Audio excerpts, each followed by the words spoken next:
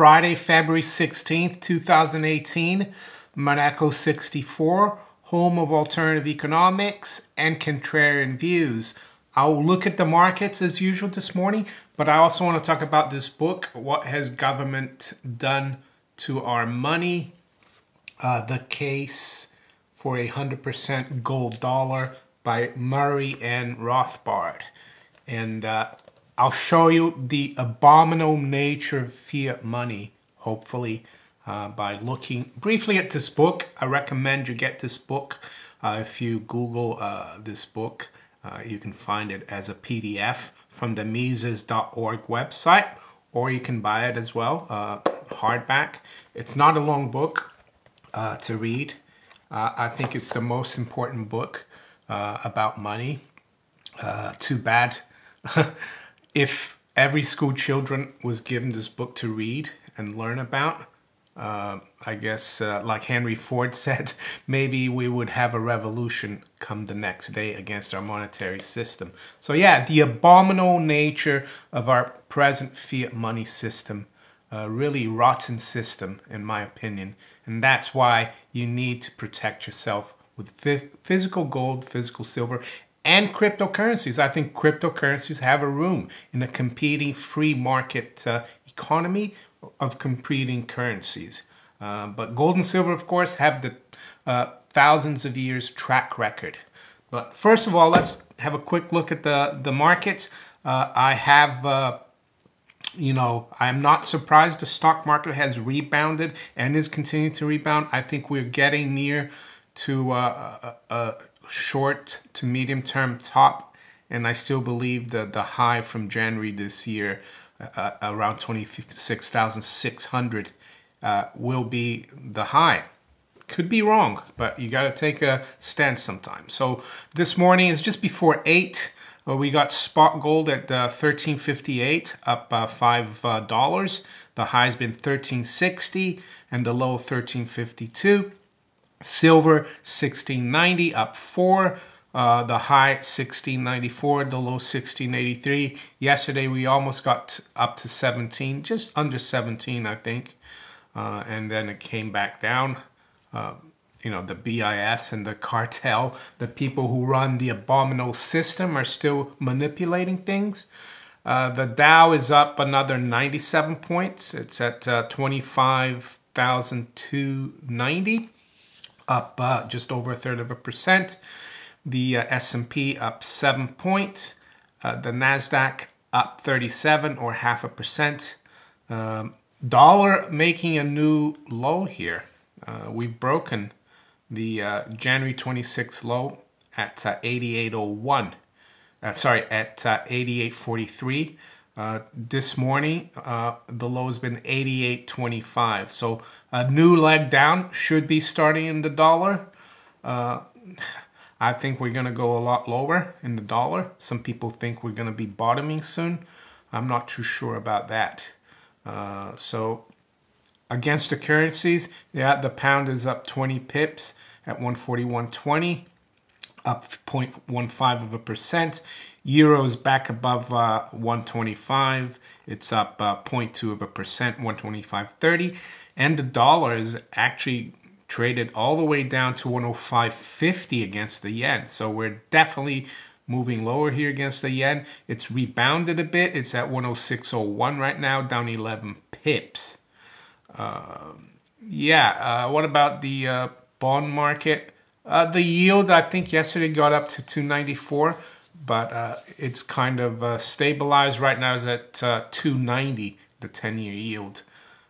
Seems to, I'm sure the Exchange Stabilization Fund, JP Morgan, who are the bankers for the Exchange Stabilization Funds, they're busy in there in the futures market, Treasury futures market, in the swaps market, keeping that rate below 3%, I would say. And why do I say JP Morgan is the banker for the Exchange Stabilization Fund? Well, I remember years ago when John, I think it was Secretary of the Treasury, John Snow, under George Bush Jr., he came to London, and there's a picture of him in the newspapers at the London office of JP Morgan.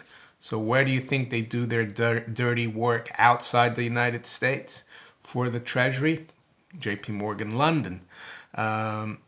You know, we've heard stories that the CIA sometimes says they do not do any intelligence work within the United States. But who does it for them? Foreign intelligence agencies like, you know, GCHQ or MI6 in the UK. It's the same thing with finance. So that's enough about that. So the markets this morning, yeah, we're continuing to see weakness in the dollar. But now the stock market is rebounding. How long that will last, I don't know. Maybe another day or so, another few days or a week. So a little bit about this book then, which I highly recommend. I know a lot of you probably seen this before because you've been viewing my videos or you've been subscribers for a long time, but some of you are new. So who is Murray and Rothbard? Well, Wikipedia says he was a heterodox economist of the Austrian school, historian and political theories, whose writings and personal influence played a seminal role in the development of modern right libertarianism.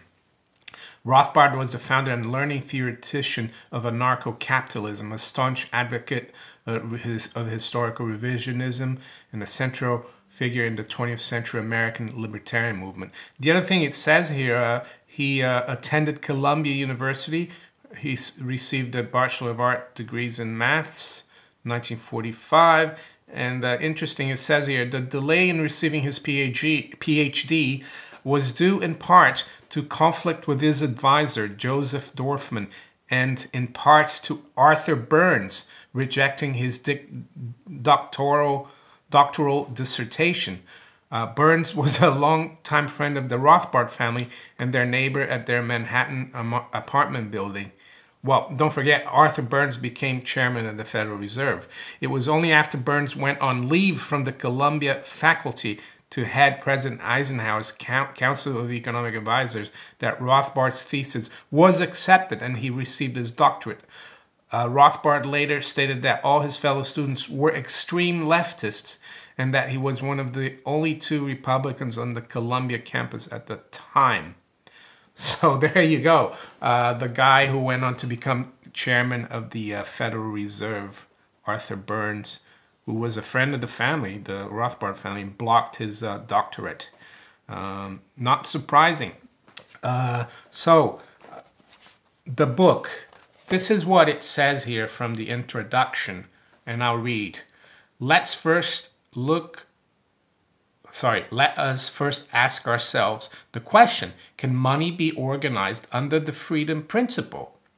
Can we have a free market in money as well as in other goods and services? What would be the shape of such a market? And what are the effects of various governmental controls? If we favor the free market in other directions, if we wish to eliminate government invasion of person and property, we have no more important task than to explore the ways and means of a free market in money. So, very interesting. So I'll go through a little bit here, about money and what Rothbard says, very briefly. So he goes on to talk about exchange, the value of exchange, how you go back in history, how a fisherman catches fish, a farmer has some wheat, and they exchange the wheat. The farmer feels like having some fish, and the fisherman needs to have some bread. Very easy. That's indirect exchange. And then as society evolved, you got agglomerations of tribes, villages, cities. People became more specialized, and they found that there were some merchandises, services, or commodities that were always acceptable to anyone, no matter what they wanted. And that's what became money. And that's what facilitated indirect exchange. Because direct exchange or barter can be sometimes difficult if the people exchanging do not have the corresponding wants. It's very hard. So through trial and error, through, you know, history and experiments, gold, silver, things like that, you know, conches, wampum, all these things became money because they were marketable. So basically money became the most marketable commodity, and that's why gold and silver became money, because besides being the most marketable commodity, they never lost their marginal utility. The laws of diminishing marginal utility never go down. The marginal utility of gold and silver never go down. You can't have enough gold. You know, you still want more and more gold. It's not like you in the desert and you drink and you're really thirsty, you drink some water.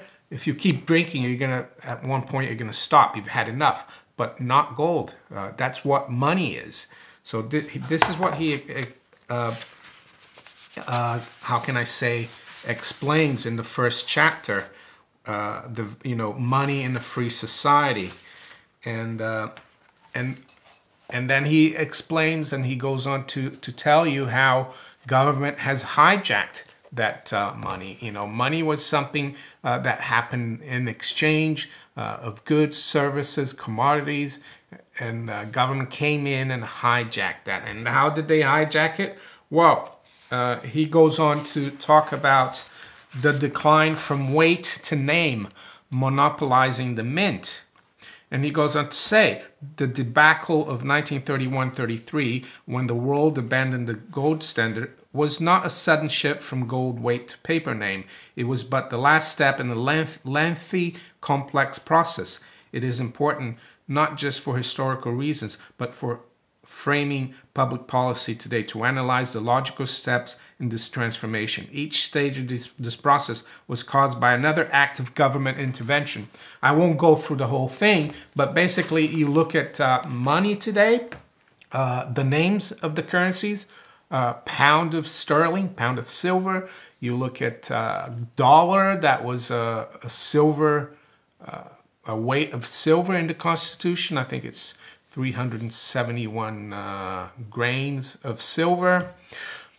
It's you know, the taler silver coin.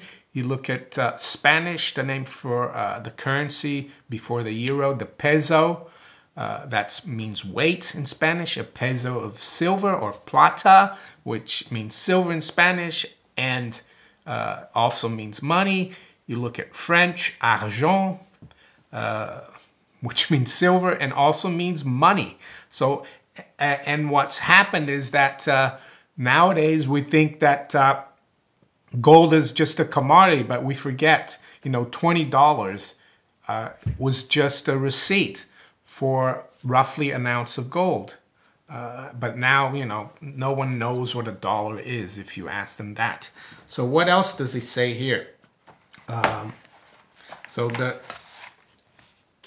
in this part of the book, well, he says that, you know, by corrupting the definition of money from or weight, they were able to name money. Nowadays, you know, we keep still using these names: pound, sterling, dollar, peso. Well, euro is nothing really. There's nothing on the euro banknote, so that's a complete fiat abomination.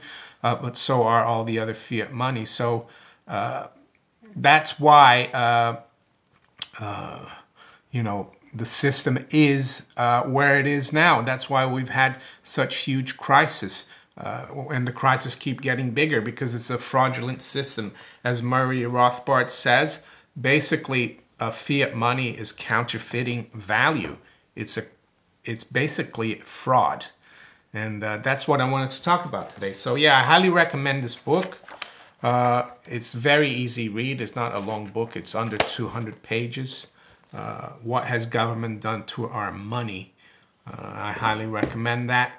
and let's keep an eye on the markets. So if you enjoyed this video, please like, share it, subscribe to my channel if you haven't yet, and you can also follow me on Steemit and on Twitter.